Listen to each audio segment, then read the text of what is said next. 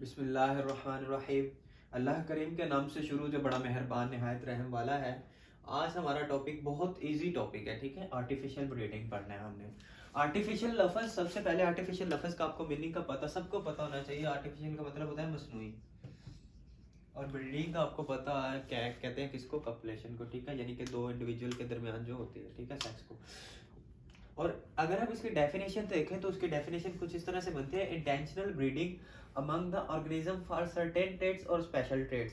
यानी कि दो ऑर्गेनिजम्स के दरमियान ब्रीडिंग करवाना, इसको हम सिलेक्टिव ब्रीडिंग भी करवाते हैं, क्योंकि आर्टिफिशियल का मतलब मसनूई है, मतलब हम सिलेक्ट कर रहे हैं दो ऑर्गेनिजम्स को उनकी ब्रीडिंग करवाने के लिए। क्यों? फॉर अ सर्टेन ट्रेट और स्पेशल ट्रेट, एक खास किस्म की खूबी के लिए, खास किस्म के करेक्टर के लिए। क्यों हमें वो चाहिए? मिसाल के तौर पे आपके पास एक पूरा बाड़ा है, ठीक है, उसमें आपके पास हजारों बकरियां, ठीक है, सैकड़ों बकरियां हैं।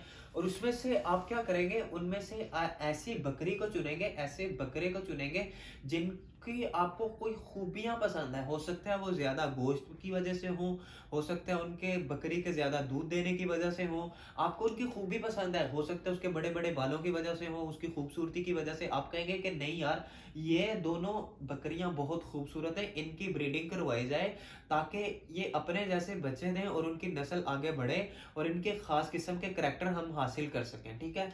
तो अगर मैं बात करूं आर्टिफिशियल ब्रीडिंग सबसे पहले किसने मुतारिफ करवाई थी, किस साइंटिस्ट ने, तो ये टर्म यूज की थी, एक पर्शियन साइंटिस्ट था,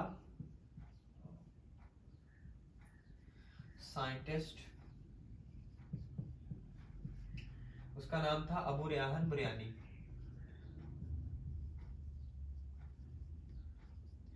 बुरानी,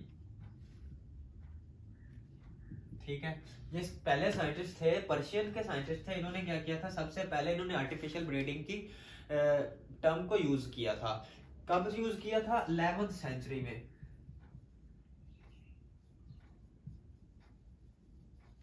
बहुत देर पहले की बात है कि एक पर्शियन साइंटिस्ट थे अबू रेहान बुरनी, इन्होंने यूज की थी आर्टिफिशियल ब्रीडिंग की टर्म को यूज किया था। उसके बाद जब चार्ल्स डार्विन आया, चार्ल्स डार्विन,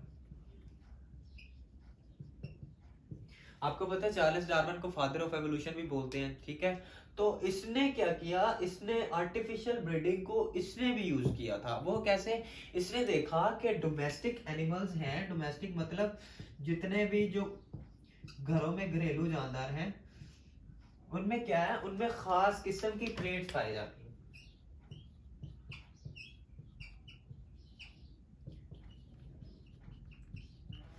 उनमें क्या होती है, स्पेशल खास किस्म के सर्टेन टाइप ऑफ ट्रेड्स होती हैं। मिसाल के तौर पे आपके पास, आपने घर में एक कुत्ता रखा है या बिल्ली रखी है, तो क्यों रखी है आपने? आपने उसकी किसी ना किसी खूबी की वजह से रखी है। हो सकता है उसके बड़े बड़े बालों की वजह से रखी हो सकता है वो आपसे ज्यादा प्यार करती है इसलिए रखी हो, उसकी आदतें आपसे यानी कि आपको अट्रैक्ट करती हो। वैसे तो हजारों बिल्लियां कुत्ते बाहर फिरते हैं, आप उनको क्यों नहीं पालते? आप क्यों उनको घर में रखते हो? क्योंकि उनके पास खास किस्म की क्या होती है, ट्रेट होती है, ठीक है। और उसके बाद उसने कहा कि ये आर्टिफिशियल ब्रीडिंग को कैसे, इसको कैसे आगे बढ़ाया जाता है, तो उसने बताया इंटेंशनल ब्रीडिंग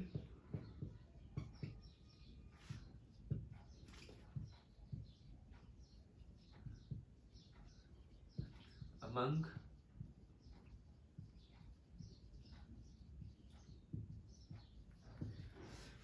कहता है कि इंटेंशनल ब्रीडिंग करवा के among the organism with desirable character, जो आपकी ख्वाहिश के मुताबिक जिसके पास करेक्टर हो, ठीक है, तो उनको आप क्या करवाएंगे, उनकी ब्रीडिंग करवा देंगे, ठीक है। और उनसे आप उनके जैसे बच्चे लेंगे। इस तरह भी आर्टिफिशियल ब्रीडिंग करवाई जा सकती है, इसको आप सिलेक्टिव ब्रीडिंग भी कहते हो।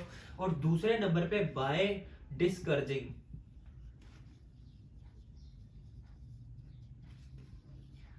Less desirable character.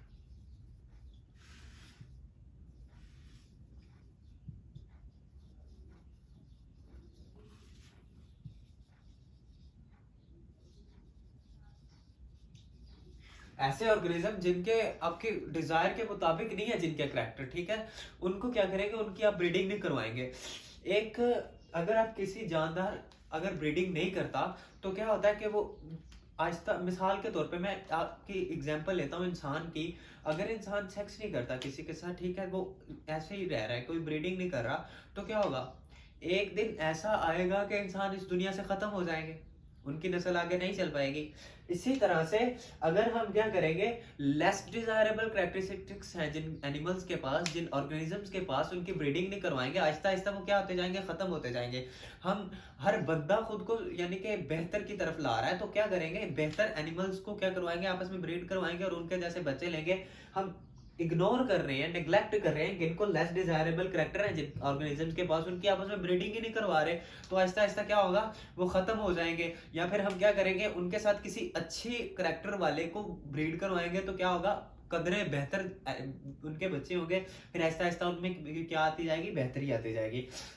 अब सिलेक्टिव ब्रीडिंग या आर्टिफिशियल ब्रीडिंग का पर्पस क्या है हमारे पास, क्यों हम आर्टिफिशियल ब्रीडिंग को सिलेक्ट करते हैं, क्यों हम ये करवाते हैं ऑर्गेनिजम्स में, तो इसकी बहुत सी वजूहात हैं। जैसा कि आप गोट, इसके बाद काओ, इसके बाद हैन, ठीक है, और ये अब गोट है जो, अब इसको, इसके बाद आपके पास शीप भी हो सकती है।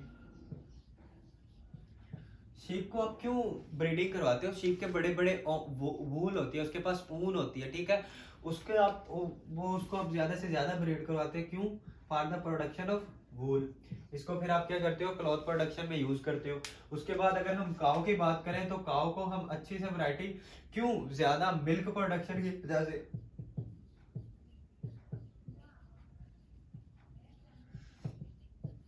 अगर आज आप अपनी दाएं बाएं नजर बढ़ा के देखो, जो फार्मर हैं जो, ठीक है, वो क्या करते हैं, उनके पास अच्छी किस्म की गायें होती है, क्यों, क्योंकि उन्होंने भाई मेहनत करनी है, उनपे आखिर उनको चारा डालना है, तो उनको कुछ ना कुछ हासिल भी तो होना चाहिए ना। अब वो थोड़ा दूध देने वाली गायों को तो नहीं रखेंगे, गाय को नहीं रखेंगे, वो ज्यादा दूध देने वाली गाय को रखेंगे, क्यों, क्योंकि उन्होंने इतनी मेहनत करनी है, तो हर बंदे को ये जरूरी है कि उसके पास एक अच्छी किस्म की, अच्छी वैरायटी की गाय हो, ठीक है। तो आहिस्ता आहिस्ता क्या हो रहा है, इसमें डेवलपमेंट हो रही है, तरक्की आ रही है कि अच्छी दूध देने वाली गाय को लोग रखते हैं। और अगर हम मुर्गी की बात करते हैं, आजकल जो ब्रायलर मुर्गी आई हुई है, इसमें क्या होता है, वो अंडे दिन में आपको पता है 2-2 अंडे देती है, जबकि एक देसी मुर्गी की अगर हम बात करें तो वो दिन में 1 अंडा देती है। अगर इसकी फार्मिंग जो फार्म में तैयार की जाती है, उसकी क्या कहते हैं, एग प्रोडक्शन की वजह से, और इसके चिकन की वजह से भी, क्योंकि जितनी अमाउंट में आजकल, जितनी क्वांटिटी में आजकल चिकन खाया जा रहा है, एक घर में पालने वाली मुर्गी ये कभी भी, ये क्वांटिटी कभी भी इस मिकदार को पूरा नहीं कर पाएगी, क्यों, क्योंकि आहिस्ता आहिस्ता फिर वो खत्म हो जाएगी। तो इस चिकन की कमी को पूरा करने के लिए अब हमारे पास ब्रायलर मुर्गियां हैं, ठीक है। अब उसके, वो भी सिलेक्टिव ब्रीडिंग ही है, वो भी आर्टिफिशियल तरीके से ही तैयार की गई है। अगर हम बात करते हैं गोट की, गोट को किस लिए, मीट के लिए, ठीक है, मटन के लिए,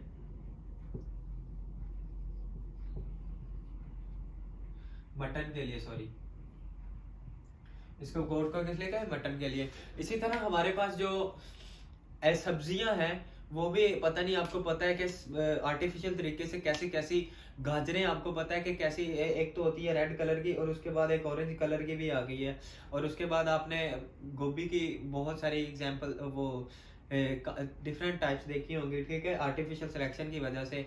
तो सबसे पहले कि जो आपके पास एनिमल्स होता है, ठीक है, सिलेक्टिव ब्रीडिंग की वजह से, उसको क्या बोलते हैं आप, उसको आप बोलते हो ब्रीड। आर्टिफिशियल नतीजे में जो बनने वाली जो नस्ल है, अगर वो एनिमल्स हो तो उसको क्या बोलेंगे, ब्रीड। अगर वो हमारे पास प्लांट हो तो उसको हम क्या बोलेंगे, कल्टीवेट, ठीक है, उसको हम क्या बोलेंगे, कल्टीवेट बोलेंगे। अगर प्लांट हो, अगर एनिमल हो तो उसको हम क्या बोलेंगे, ब्रीड बोलेंगे। तो यही था हमारा आसान सा यार, बिल्कुल सिंपल सा टॉपिक है, आर्टिफिशियल ब्रीडिंग।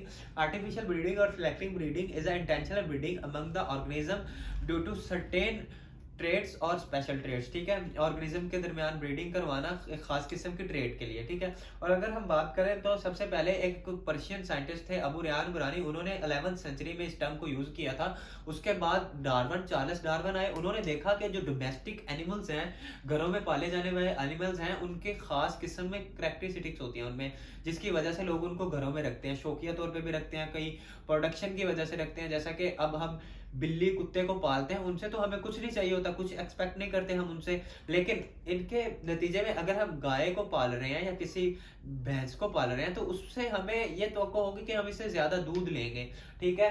तो अगर उसने कहा कि ये आर्टिफिशियल सिलेक्शन कैसे करवाई जाती है, intentional breeding among the organism with desirable characteristics, यानी डिजायरेबल कैरेक्टरिस्टिक्स वाले एनिमल्स को क्या करवाएंगे, ब्रीड करवाएंगे और उनके जैसे नए जानदार पैदा करवाएंगे। और दूसरा पॉइंट क्या था, discouraging the less desirable characteristics animals, जिनके पास लेस डिजायरेबल कैरेक्टर है उन एनिमल को उनकी ब्रीडिंग नहीं करवाएंगे, ठीक है, डिस्करेज करेंगे। मतलब ये नहीं है कि उनका हौसला अफजाई नहीं करेंगे, ऐसी बात नहीं है, लेकिन हम उनकी अवॉइड करेंगे कि उनकी ब्रीडिंग ना करवाई जाए, बल्कि अच्छी क्वालिटी वाले एनिमल्स की ब्रीडिंग करवाई जाए। उसके बाद अगर हम गोट, काउज, हैन, शीप्स ऐसी एग्जांपल है जिनकी आज के दौर में ब्रीडिंग करवाई जाती है।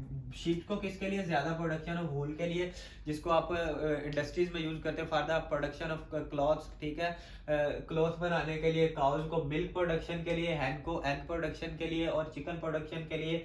और जो ब्रीड बनती है एनिमल्स में, जो ब्रीडिंग के बाद जानदार बनते हैं उसको क्या बोलते हैं, ब्रीड। और प्लांट्स में जो बनती है उसको क्या बोलते हैं, कल्टीवेट, ठीक है। ये था हमारा आज का आसान सा टॉपिक था आर्टिफिशियल ब्रीडिंग। आज के लिए इतना ही काफी है। अल्लाह हाफिज।